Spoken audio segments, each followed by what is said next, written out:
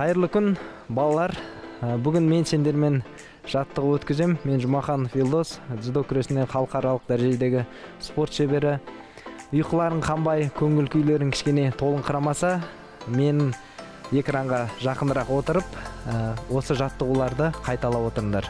Ал балалар дайын болсаңдар, қайталап отырамыз. Ең бірінші жаттығуларымыз бастамастан бұрын қарапайым бой жазу, бой қыздыру жаттығуларынан бастаймыз.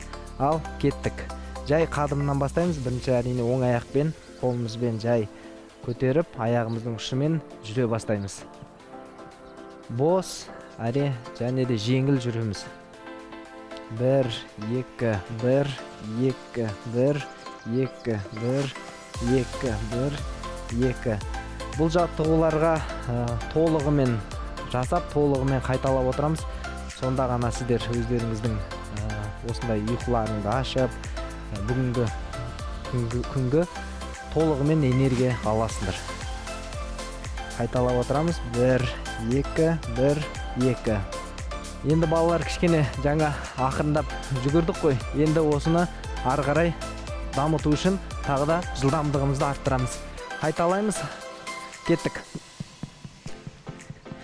Аяғымызды жоғарырақ көтеріп, қолымызбен жылдам қимылдап отырамыз. 1, 2, 3, 1, 2, 3, 1, 2, 3. Жылдам өздерің іштеріңнен санап отырсаңдар болады. Қалмаймыз, қайталаймыз. Шаршамаймыз, көңіл күйді көтеріп, кішкене тыныс аламыз. Қолымыз жоғары көтеріп, 1 дегенде дем алып, 2 дегенде шығарып саламыз. Қайталап отырамыз. 1, 2. Демімізді терең алып, терең шығарамыз. Тереңірек құшақ жайып, дем алып, босаңсып, қолдарымызды сілмеп, демімізді шығарамыз.